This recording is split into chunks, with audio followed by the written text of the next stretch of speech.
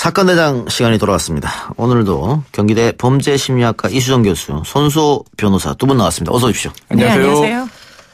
예, 오늘은 얼마 전이죠. 환자가 휘두른 흉기에 유명을 달리한 고 임세원 강북 삼성병원 교수 사건을 재구성해 볼 텐데요. 많은 분들이 안타까운 사건이라고 여기고 있습니다. 먼저 우리 손수호 변호사가 사건 당일 진료실에서 어떤 일이 일어났는지 설명 좀 해 주시죠. 네.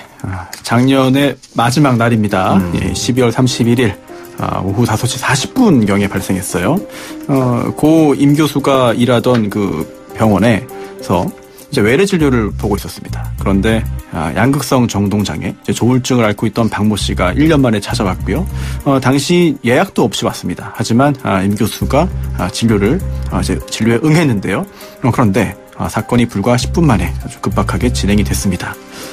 이제 진료 상담을 하던 중에 미리 준비해 온 흉기로 임 교수를 수차례 찔러서 이제 살해한 건데요.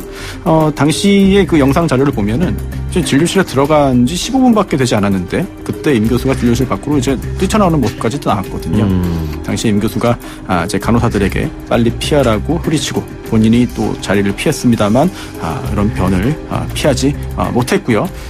결국 오후 5시 44분쯤에 이제 가슴 부위를 찔리고 말았습니다. 그리고 경찰이 사건 발생 시점부터 6분 만에 현장에 도착을 했어요. 그리고 현장에서 도주하지 않고 가만히 있던 이제 박모 씨를 긴급 체포했는데요. 이제 현행범으로 체포했는데요. 중부에 그 심각한 부상을 입은 임 교수가 이제 결국 오후 7시 30분쯤에 안타깝게도 숨지고 말았습니다. 예. 이 모든 일이 진료를 받기 시작한 지 2시간 만에 벌어졌습니다. 그 진료실 안에는 대피실이 있다고 하는데 이 임 교수가 그 간호사들 그리고 환자들 생각해서 본인이 대피하지 않고 밖으로 나와서 피하라고 이야기하면서 이제 이런 참사가 일어났다고 해요. 근데 대피실이 현장에 없다는 보도도 있어요. 아, 그래요? 네, 그래서 옆 진료실로 통하는 문은 있었는데 대피 장소가 마련되지는 않았고 그것도 이번 참변의 어떤 원인 중에 하나라는 그런. 그것도 있습니다. 문제점이다. 만일 없었다면 그렇죠. 예, 원래 있어야 되는데. 자, 이 교수님, 이 피의자가 임 교수를 찌른 후 도망가지도 않고 그 자리에 서 있었다. 또 횡설수설하고 있다. 결국은 정신질환이 가장 큰 문제였다. 이렇게 봐야 되는 건가요? 정신질환과 관계가 없다고 얘기를 하는 건 적절하지 않아 보여요. 그러나 그럼에도 불구하고 흉기를 미리 준비를 해가지고 들어갔었고, 이 사람이 병원에서 문제를 일으킨 적이 처음이 아니랍니다. 그렇기 때문에 이제 주치의를 향한 어떤 적대감 같은 게 사전에 있어서 흉기를 미리 준비를 했다면 이건 사실 상당히 이제 해코지할 의지가 분명했다 이렇게 봐야 될 것이고요. 그러나 그럼에도 불구하고 지금 이 정신질환이 있다 보니까 사전에 미리 도주 계획을 했다거나 완전 범죄를 꿈꾸었다거나 이런 부분은 또 확인된 바가 없어서 지금 범행을 저지른 건 계획적이었으나 일부 정신질환, 일부 행동은 정신질환에 기인한 행동, 특히 이제 도주를 못한, 할 생각을 애당초에 안 한 부분, 이런 것들은 또 정신질환에 기인했다. 이렇게도 볼 수 있는 거죠. 예. 네. 그러니까 칼을 미리 준비했다. 그렇죠. 그리고 접수할 때 이럴 때는 또 흉기를 꺼내지 않고 있다가 진료할 때 꺼냈다. 네. 이런 걸 봤을 때는 계획 범죄인데, 그러나 다른 걸 봤을 때는 어쨌든 정신질환 환자고 또 정신질환 상태에 있었다고 보기 때문에 심신미약이다. 또 이런 얘기도 있거든요. 결국은 심신미약이 인정될까요? 어떻게 보세요? 저는 심신미약을 너무 광범위하게 인정을 하는 것이 좋지 않은 이제 도덕적인 해이 이런 것들 불러올 수 있다고 생각하는 그 측면이 있기 때문에 무조건 정신질환이 있다 하여 자동적으로 심신미약이다 이런 공식은 성립하면 안 된다는 생각이 들고요. 그런 차원에서 보면 이 흉기를 미리 계획을 하고 지금 이 주치의를 이제 해코지를 하겠다라는 의지를 분명하게 갖고 있었던 부분에 대해서 사실은 책임을 물어야 될 가능성이 여전히 존재한다고 생각을 합니다. 그렇기 때문에 자동적으로 심신미약이다 이렇게 얘기를 할 수 있는 공식보다는 결국은 재판부에서 지금 그런 것들을 모두 따져서 의사결정 능력이 있느냐 없느냐까지도 따져가지고 결국은 심신미약에 대한 판정을 내려야 된다라고 생각을 합니다. 네, 지금 교수님 말씀하신 대로 이제 재판부에서 굉장히 엄격하게 판단을 해야 되죠. 또 판단하겠고요. 이제 재판이 진행되면. 그런데 지금 현재 대법원 판례에 따르면 이렇게 보고 있어요. 설령 피고인, 재판을 받게 되면 피고인이니까 그 행위자가 범죄 행위자가 범죄의 계획을 수립했고 또 그러한 계획적인 범죄를 실행했다 하더라도 뭐 심신미약을 얼마든지 인정할 수 있다. 이렇게 보고 있습니다. 왜냐하면 심신미약 상태에 있었다 하더라도 어느 정도의 범죄 계획은 충분히 세울 수 있다. 이렇게 보는 게 우리나라 법원의 입장이거든요. 따라서 계획 범죄이기 때문에 무조건적으로 심신미약이 안 될 것이다. 이렇게 보기는 어렵습니다. 현재 판례에 따르면. 그런데 이제 그런 부분에서 좀 고민을 해봐야 될 게 아무래도 그런 식으로 이제 판례들이 형성이 되어 있다 보니까 요즘 문제가 되는 것은 물론 이 케이스는 아닙니다만 많은 피고인들이 내가 정신질환을 가장을 하거나 어쨌든 정신질환임을 주장을 하면 상당 부분 나에게 유리한 결말을 초래할 수도 있다라는 생각 때문에 심신미약 주장을 하는 케이스들이 지금 늘어난다는 거예요. 정신질환자가 그만큼 폭발적으로 늘어나는 건 아닌데 왜 그러면 피고인들이 다들 이제 정신병력을 주장하면서 심신미약을 주장하는가. 이 대목은 사실은 굉장히 신중하게 바라봐야 될 부분이 있습니다. 요즘 논란이 되는 사건 보면 다 우울증을 앓았다 이렇게. 다 질환이 있다고 주장하죠. 그 가명을 위해서 그런 거죠 결국은. 그렇죠. 네. 그러면은 손수 변호사 재판장에서 판사가 이거 판결을 할 때 보통 이 심신미약은 의사의 이야기를 듣고 또 다른 사람의 이야기를 듣고 종합적으로 결론 내리는 건가요? 그렇습니다. 지금 이제 감정인이죠. 전문 감정인인 그 정신과 의사의 이야기를 듣는 경우가 거의 대부분이고요. 그런데 중요한 건 지금 현재 대법원 판례에 따르면 의사가 의학적인 그런 소견을 밝혀서 이 사람은 심신미약입니다라고 해도 그게 법정에서 판사가 인정하지 않을 수 있고요. 또 그 반대의 경우도 가능해요. 또 종종 그런 일이 발생합니다. 그렇기 때문에 어떻게 의사가 심신미약이라고 했는데 법관이 반대라고 보는지 또는 그 반대로 의사가 심신미약이 아니라고 봤는데 법관은 심신미약이라고 보는지 그런 경우도 있어요.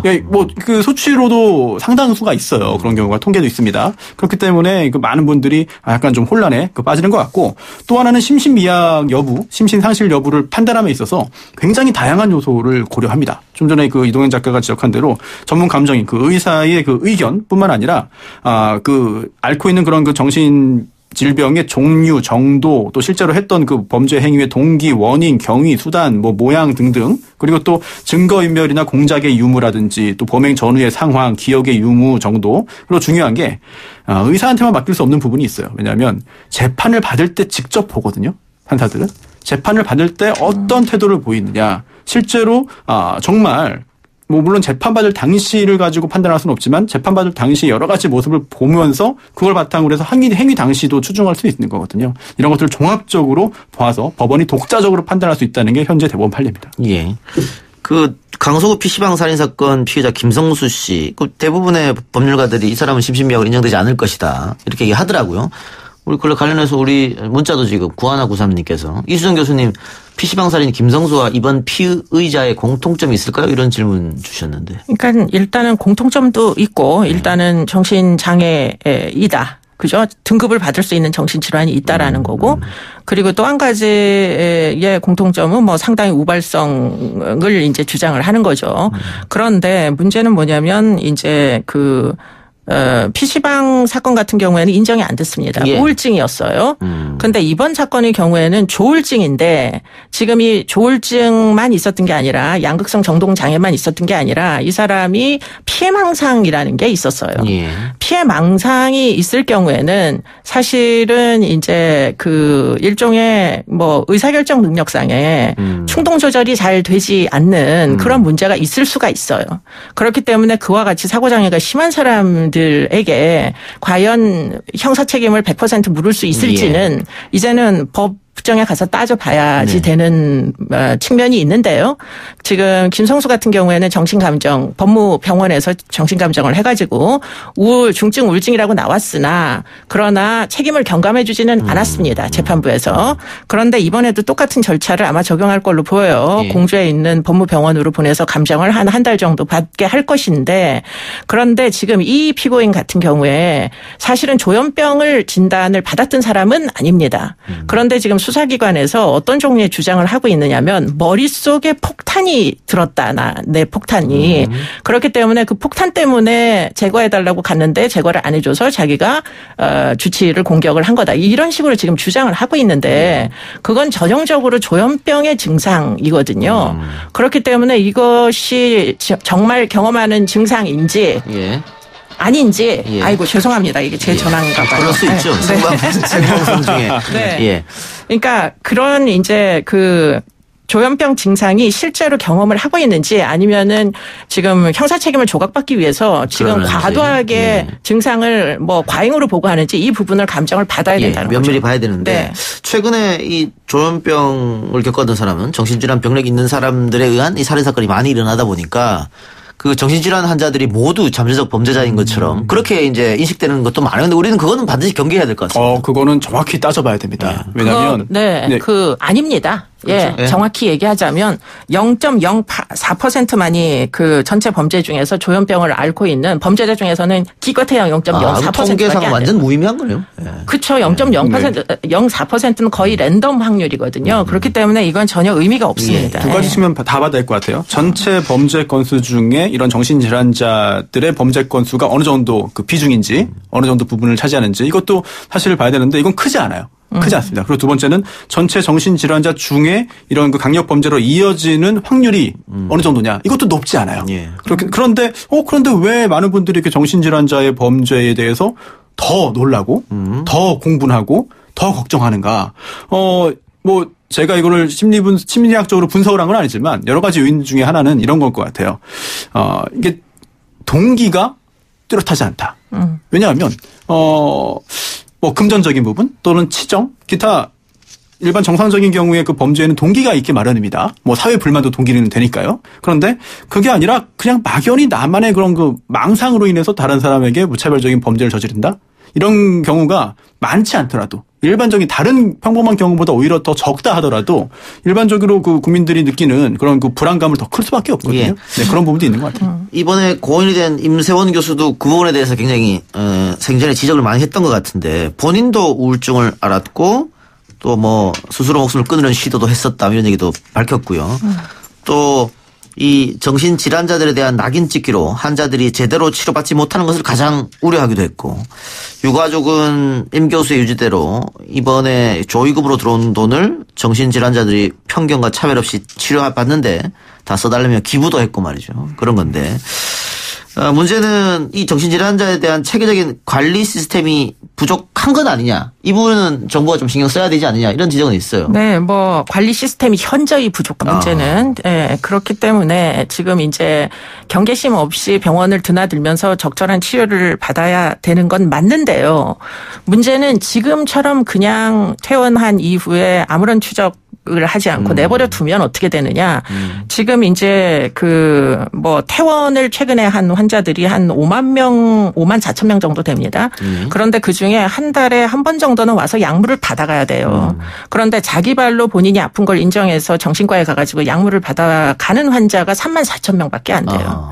그럼 2만 명은 본인이 약이 여전히 필요하다는 거를 알지 못하거나 알아도 인정하지 않거나 이런 사람들이에요.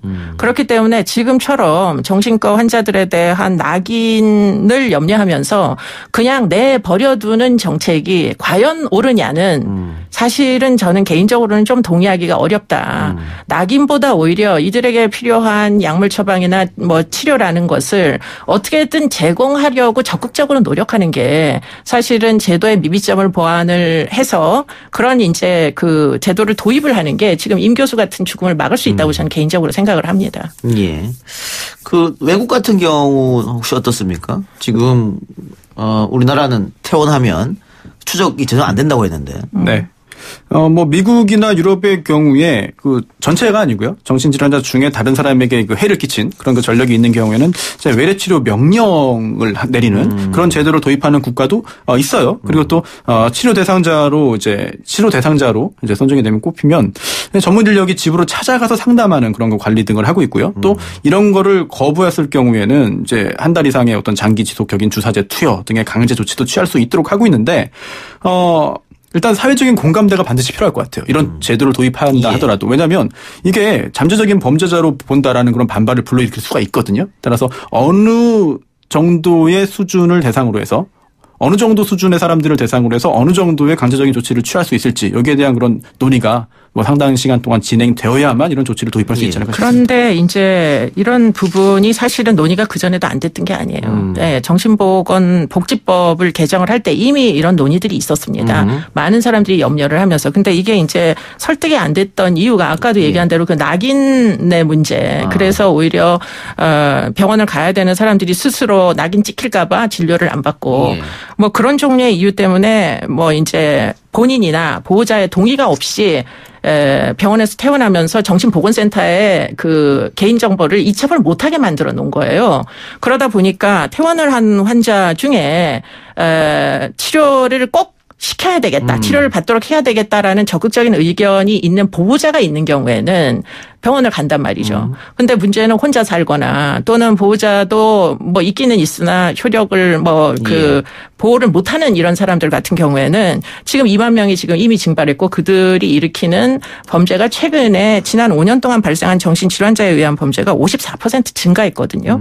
그러니까 이 증가 추세는 사실은 무의미한 지표는 사실 아니라는 겁니다. 전체 범죄자 중에는 정신질환자 범죄가 굉장히 적지만 일단은 증가 추세고 그리고 이들의 문제는 뭐냐면 한 번 이렇게 타인에게 해를 가한 사람은 계속 반복적으로 하면 한다는 재범률이 일반 범죄보다 거의 20%가 높아요. 그렇기 때문에 어떻게든 이런 사람들에게는 치료가 필요한데 그러기 위해서 지금 치료 명령제를 도입을 하려는 개정안이 국회에 올라가 있는 것으로 알고 있습니다.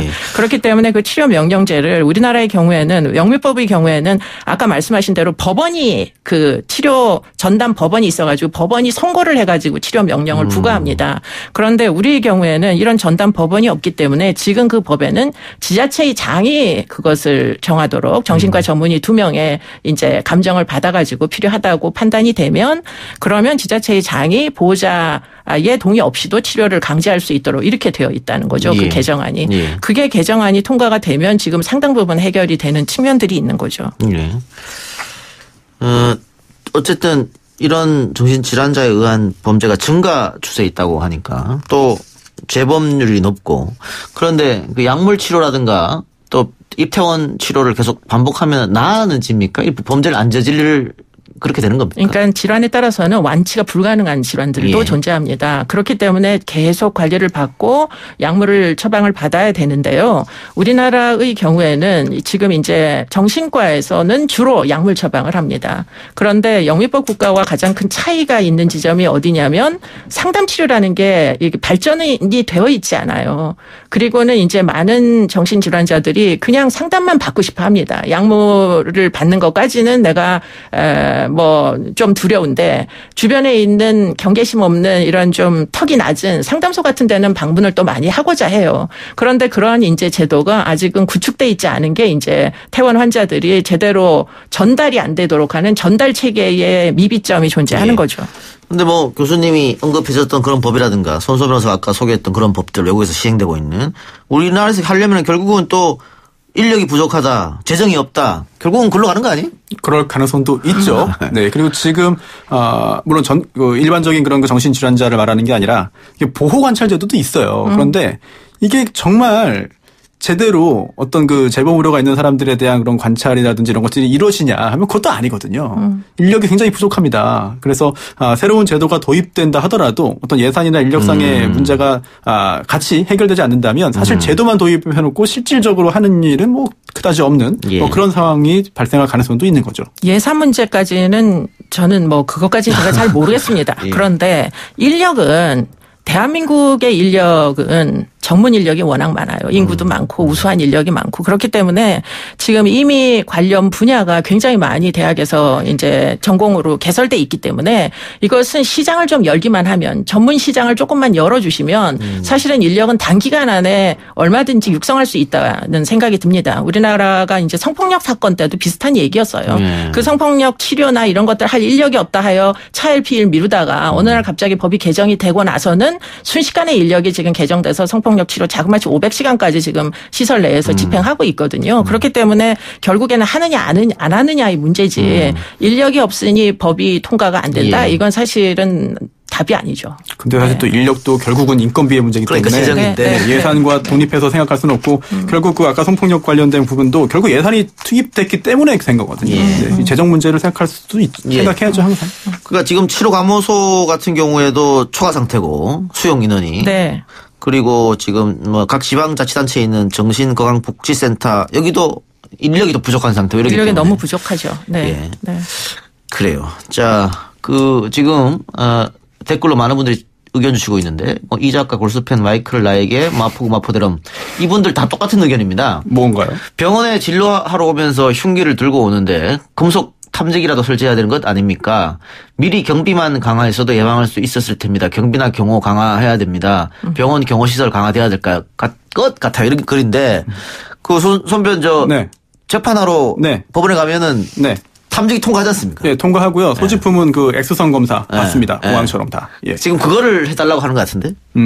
병원에. 특히 모든 병원이 안 된다면 이 정신 질환자를 치료하는 병원만이라도 이런 얘기를 하고 있거든요. 무조건 이제 금속 탐지기를 설치한다는 얘기는 설치만 해놓으면 의미가 없어요. 왜냐하면 그거를 거기 근처에서 검색을 하는 요원이 필요합니다. 그거 역시 돈으로 연결되는 거죠. 그런데 그렇게 설정했다 하더라도 숨기고 들어오거나 다른 마음만 먹으면은 충분히 범할 수는 있어요. 하지만 1차적으로 그런 경계심을 주고 그런 마음을 먹지 못하게 하는 효과는 충분히 있을 것으로 보이고요. 아니 저는 뭐 법원도 당연히 뭐 중요한 국가기관입니다만 이 병원도 이렇게 아픈 분들이 많이 계시잖아요. 그런데 이런 식으로 들어오고 와서 만약에 이번에는 그 의사분만 안 좋은 일을 당했습니다만 환자들까지 다칠 수가 있고 특히 밤에 응급실 같은 경우에는 생명을 다투는 그런 시설인데 그런 곳에서 행패 부리는 사람도 많잖아요. 그렇죠. 아직도 그게 줄지 않고 또 응급실에 또 CCTV가 다 설치되어 있어가지고 그 영상이 또 최근에 다 공개가 되기 때문에 국민들의 공분이 훨씬 더 커지고 있죠. 이런 제안 어떻게 보세요? 금속 탐지기를 정신과에만 설치한다. 그러면은 그것이 인권의 문제인가요? 당장 낙인 때문에 이제 진료를 받으러 갈 수가 없다. 뭐 이런 종류의 논쟁이 나와서 이게 생각보다 그렇게 쉬운 일은 아닙니다. 제가 사건을 할 때 뭐 여러 가지 경로로 그 만났던 그런 그 정신과 전문의들이 있는데 개원을 한 그런 정신과 전문의는 서랍 안에 가스총을 갖고 있더라고요. 여성이었는데 뭐 특별한 경우겠습니다만 그 의사도 여성이고 또 간호사도 여성이고 그 병원에 남성이 한 명도 없는 거예요. 물론 남성이 있다고 해서 이런 게 다 제지되고 제압되는 건 아니지만 그들이 느끼는 그런 불안감이나 공포심이 상당합니다. 그래서 여러 가지 조치를 다 해놓고 가스총도 있고 비상벨도 설치하고 했는데 그렇다 하더라도 마음 먹고 와가지고 그렇게 나쁜 짓을 하면은 사실 그거를 제어하기 쉽지 않아요. 그런데 사실은 물론 뭐 위험합니다만 약물을 복용하면 이 사실은 공격성 피해 망상 같은 게 현저히 줄어들거든요. 그러니까 어떻게 하면 이 약물이 제때 지급되고 복용되도록 할 것이냐 하는 거를 좀 더 철저히 연구를 하는 게 필요하지 당장에 그와 같은 금속 탐지기가 대안이 될 거냐 저는 그렇게 생각하지는 않습니다. 많은 분들이 이번 사건이 너무 안타까워서 뭐 이해는 충분히 합니다. 그런 이야기를 하신 것 같고요. 지금 여러 가지 의견이 오고 있는데 또 기본권의 문제도 연결이 돼요. 왜냐하면 내가 약 먹기 싫다는데 치료의 강제 치료의 불법성 그렇습니다. 혹시 그런 경우에 강제로 치료를 받게 하고 상담을 하게 하고 결국 투약이라면은 투약이라는 것은 신체 안에 약물을 주입하는 거잖아요. 이게 과연 동의 없이 가능하겠는지. 아니 그래서 아까 이게 외래 치료 명령인 거잖아요. 법 자체가. 그렇죠. 여기서 지금 하고 있는 그런 문제인 거고. 이번에 뭐 또 정춘수 의원도 제2의 발의가 돼 있습니다. 그죠? 인교사태 맞겠다고 발의한 것 같은데 통과 여부를 조금 더 지켜봐야 할 것 같고요. 문자로 339 하나님께서 병이건 술이건 정상 참작 없이 일반인과 똑같이 처벌해야 합니다. 범죄에는 선처가 없어야 합니다. 이렇게 했는데 그건 아닌 것 같고요. 왜냐면은 심신미약을 인정되는 경우에는 본인이 한 걸 모른다는 거잖아요. 그러니까 사리 분별력이 없는 사람들이 간혹 있거든요. 질환이 중증인 경우에는 그런 경우까지 책임을 묻는다는 건 일단은 선악 판단을 못하고 뭐 자기가 무슨 일을 저질렀는지도 모르는 사람한테 어떻게 책임을 묻겠습니까? 너무 가혹하다. 네, 일단 뭐 심신상실 또 심신미약의 경우에 처벌하지 않고 또는 처벌을 경감하는 거는 이 현대 형법의 책임론의 아주 기본이고요. 이게 무너지면은 그 다음 단계의 형법 체계가 설 수가 없어요. 다만 정말 심신상실인지 심신미약인지를 정확하게 가려내는 게 숙제가 되는 거죠. 근데 이제 참고해 볼 부분은 강제 입원을 시키는 나라가 있어요. 처벌 대신에. 네, 그렇기 때문에 이제 영미법 국가 중에 상당수는 이 강제 입원이 일종의 처벌처럼 집행되는 나라가 있습니다. 다른 사람에게 상해를 입힌 경우에. 그럼 약간 치료감호제도하고 좀 유사한 거예요? 그렇습니다. 그런데 우리는 치료감호가 대부분 좀 이렇게 감경해 주는 경우에 치료감호법을 적용을 하는 경우들이 많아가지고 그런데 이것은 치료를 일종의 처벌을 대체하는 일종의 대체 형벌의 형태로 집행하는 나라들이 있어요. 그러면 환자는 치료가 필요하니까 치료를 받는 어떤 뭐 인권 보호적 측면이 틀림없이 있는 거고 그리고 나머지 사람들은 그 사람의 위험으로부터 안전하게 생활할 수 있기 때문에 그러니까 처벌의 다양성을 확보를 해서 좀 쟁점을 해결하는 방법도 그러니까 있죠. 감옥 가는 게 아니고 병원을 가는 거죠. 병원을. 네. 그렇게. 네. 예, 그것도 논의해봐야 될 방법이긴 하네요. 예, 뭐 현재 치료감호 제도와 유사하긴 한데 치료감호소의 현재 그 정원도 굉장히 적고 또 초과 상태이기 때문에 이걸 좀 현실화시키는 것도 좋은 대안인 것 같습니다. 예. 자, 고 임세원 교수 47년의 짧은 인생을 마감했는데 고인과 유가족이 우리 사회에 던진 과제와 관련해서 끝으로 정리 한마디씩 하고 오늘 방송 마치도록 하겠습니다. 교수님. 글쎄 정말 치료가 필요한 사람에게 치료가 제대로 집행이 돼야 그런 과정에 있어서 무조건 환자의 100% 의사결정만으로 치료가 제공되기가 어렵다면 그렇다면 국가는 환자를 보호함과 동시에 그의 위험으로부터 나머지 사람들을 안전하게 생활할 수 있도록 해야 되는 책임이 있다. 저는 그렇게 생각합니다. 예. 선수 변호사님. 네, 모든 정신질환자를 잠재적 범죄자로 보면은 안 돼요. 하지만 관리가 제대로 되지 않아서 소중한 생명이 이제 사망한 경우에는 우리 사회에 잘못이 있는 거고요. 그러한 부분이 제발 다시 반복되지 않도록 노력을 해야 되겠습니다. 그리고 고인의 명복을 다시 한번 빕니다. 예. 그럼 지금 치료감호소는 전국에 하나밖에 없는 건가요? 예. 네. 그럼 그걸 늘리는 것도 굉장히 시급하네요. 그렇죠. 지금 정원이 800명인데 뭐 1000명이 넘게 들어와 있다고 하니까. 1000명이 넘게 들어가 있다는 거죠. 그것도 다시 한번 짓는. 근데 또 그런 시설을 짓는다 그러면 지역에서 또 반대하는 거 아닙니까? 그렇죠. 예. 그리고 또 치료감호법에 따르면은 치료감호 대상자도 굉장히 좀 제한적으로 규정이 되어 있습니다. 현재 법에 따르면. 예. 과거에 보호감호법이 있었는데 그거는 인권 문제로 폐지가 됐죠. 네. 사회보호법이 없어졌기 때문에. 예. 네. 그거는 조금 전두환 정권에 만든 악법 같고 이 치료감호를 좀 이용해서 더 많은 사람이 제대로 된 치료를 받았으면 그런 생각입니다. 두 말씀 오늘 여기까지만 듣겠습니다. 수고하셨습니다. 감사합니다. 예, 두 분 보내드리고요. 저도 여기서 같이 함께 인사드리겠습니다. 그리고 저는 내일 이 시간에 다시 찾아오겠습니다. 들어주신 여러분 대단히 감사합니다. 고맙습니다.